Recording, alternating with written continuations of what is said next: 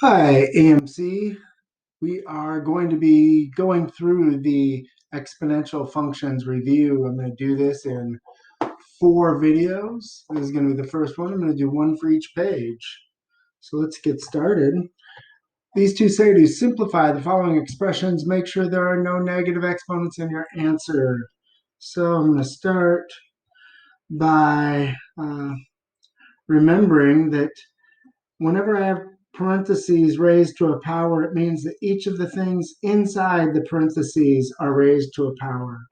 So this is going to be equal to 9 to the third power and y times y to the, well, this is y to the third raised to the third power, so it's going to be y to the ninth over, and this is y to the third power squared, so that's going to be 3 times 2 there is y to the sixth.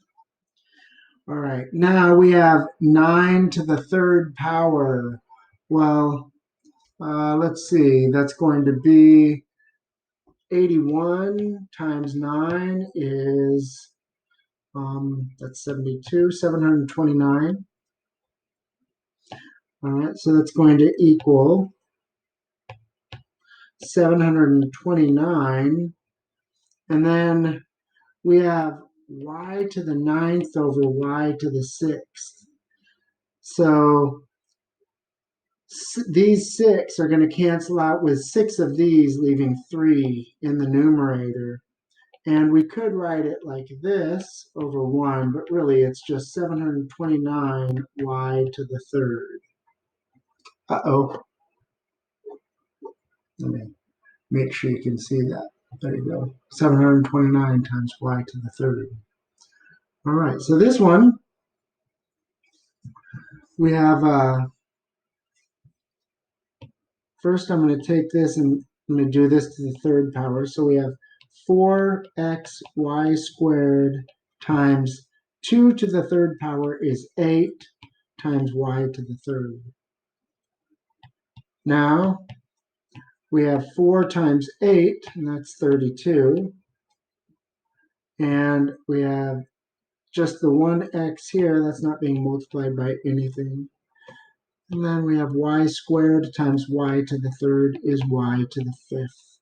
So the short way of thinking about that is we add those exponents, because really what we have is y times y, that's y squared, times y times y times y is y cubed, and that equals a total of y to the fifth.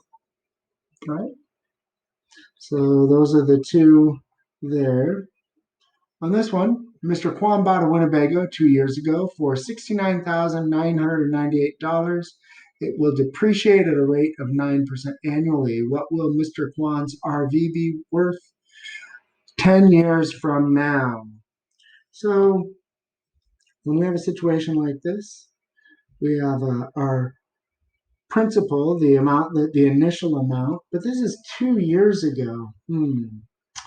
So then it was 69,998, and we know that it's depreciating at a rate of 9% annually. So minus 1 minus 0.09. And then if we think about 10 years from now and 2 years ago, so that's going to be to the 12th power. So we can do it that way to figure it out. And let's see, let's get the, oh, I don't have a calculator here. Let's see. Thought I had a calculator here that I was using. Let me pull one up.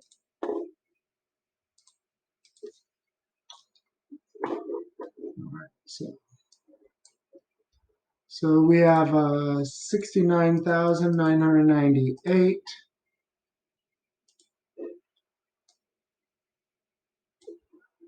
times 1 minus 0.09, and that's going to be raised to the 12th power.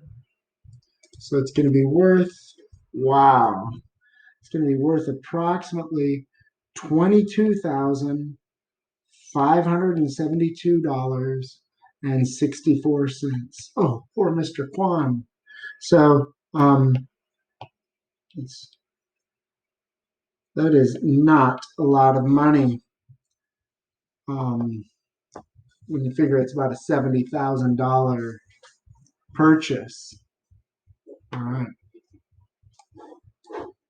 get that calculator out of the way. Now, you take out a student loan for $40,000 at 7.75% interest compounded monthly. What will be the balance of that loan 4 years from now if you do not make any payments? Oh no, no payments during that time. I think that's not going to be good news. So the initial amount is $40,000, and then it's going to be 1 and plus 7.75%, so 0.0775, compounded monthly, so we divide that by 12, raised to the 4 years from now, so we do 4 times 12. So let's have a look at this. Bring it out of the way a little bit. So $40,000 times 1 plus, and then alpha y equals, should give me a fraction there, 0.0775 over 12. And I need to close those parentheses. 4 times 12. Whoops. Need to put that in an exponent. So exponent 4 times 12. And that will be about 54,000. So approximately $54,482.67. Yeah, 4 years goes up almost $15,000. Borrowing money is no joke, even at 7.75% interest, which isn't terrible.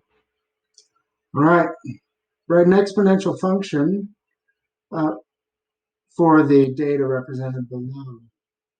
All right, so the first thing, I see that I have my y-intercept here. That's great. And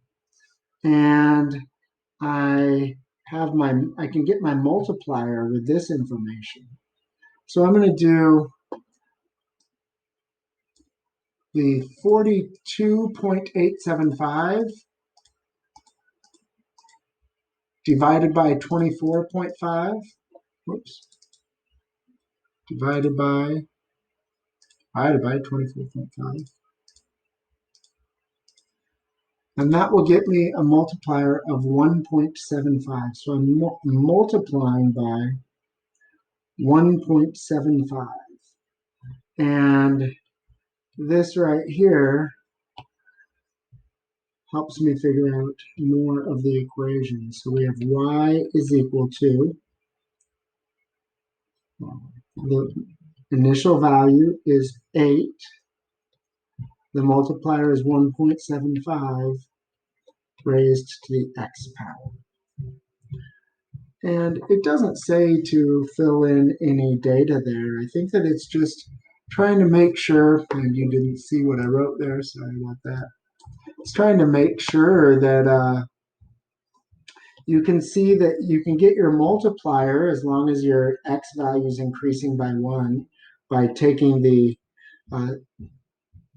y value where x is larger than the previous one and dividing it by that. So we did the 42.875 divided by 24.5, and that got us our multiplier of 1.75. That's our b value. And as long as our k is 0 here, which it is, let me move the calculator. As long as our k is 0, then the y-intercept here is our a value. That's all we need there. And that is the first video. And I hope that makes sense. If you do have questions, please make sure to ask, and I will do my best to answer those. And we'll be looking at the next page in the next video.